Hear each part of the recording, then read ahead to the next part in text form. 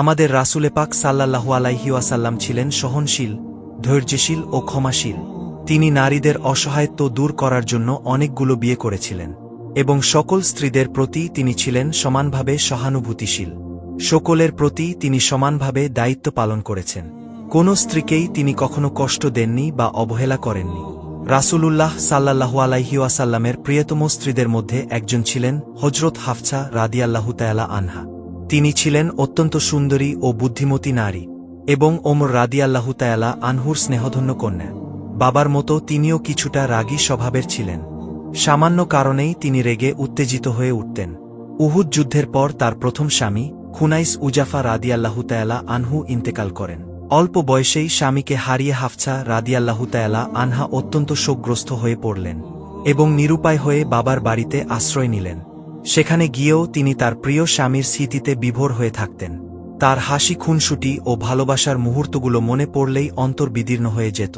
গভীর দুঃখে একাকী বসে তিনি নীরবে অশ্রু ছড়াতেন।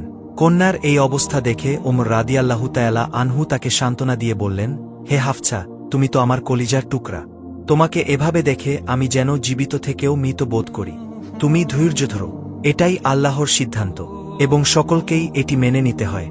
আল্লাহ রাব্বুল আলামিন নিশ্চয়ই তোমাকে এমন একজন জীবনসঙ্গী দেবেন যা তোমার মনকে পূর্ণ প্রশান্তিতে ভরে তুলবে। কিন্তু বাবার কথায়ও হাফসা রাদিয়াল্লাহু তাআলা আনহা শান্ত হতে পারলেন না। তিনি ক্রমাগত কেঁদেই চললেন। শেষ পর্যন্ত ওমর রাদিয়াল্লাহু তাআলা আনহু মেয়ের এই শোকাকুল অবস্থা সহ্য করতে না পেরে সেখান থেকে সরে আসতে বাধ্য হলেন। একদিন ওমর রাদিয়াল্লাহু তাআলা আনহু তার বিধবা মেয়ের জন্য একজন উপযুক্ত পাত্র খুঁজতে বেরিয়ে পড়লেন। প্রথমেই তিনি ওসমান রাদিয়াল্লাহু তাআলা আনহুর কাছে গেলেন। ওসমান রাদিয়াল্লাহু তাআলা আনহু কিছুদিন আগেই তার স্ত্রী রুকাইয়া রাদিয়াল্লাহু তাআলা আনহাকে হারিয়ে একাকী হয়ে পড়েছিলেন। ওমর রাদিয়াল্লাহু তাআলা আনহু তাকে প্রস্তাব দিয়ে বললেন, ভাই ওসমান, আপনি চাইলে আমার মেয়ে হাফসাকে বিবাহ করতে পারেন। ওসমান রাদিয়াল্লাহু তাআলা আনহু বললেন, আচ্ছা, আপনার এই প্রস্তাবটি আমি ভেবে দেখব। কয়েকদিন পর রাস্তায় তাদের আবার দেখা হল। তখন ওসমান রাদিয়াল্লাহু তাআলা আনহু ওমর রাদিয়াল্লাহু তাআলা আনহুকে জানিয়ে দিলেন তিনি এই বিবাহ করবেন না। এতে ওমর রাদিয়াল্লাহু তাআলা আনহু খুবই হতাশ হয়ে পড়লেন। অতঃপর তিনি হযরত আবু বকর রাদিয়াল্লাহু তাআলা আনহুর কাছে গেলেন এবং তার কাছে গিয়ে বিনীতভাবে প্রস্তাব করলেন, আপনি চাইলে আমার মেয়ে হাফসার সঙ্গে বিবাহ বন্ধনে আবদ্ধ হতে পারেন। তবে আবু বকর রাদিয়াল্লাহু তাআলা আনহু কোনো উত্তর দিলেন না।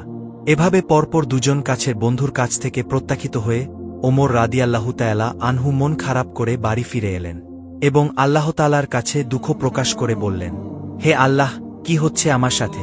কেন আমার প্রিয় বন্ধুরা আমার মেয়েকে বিয়ে করতে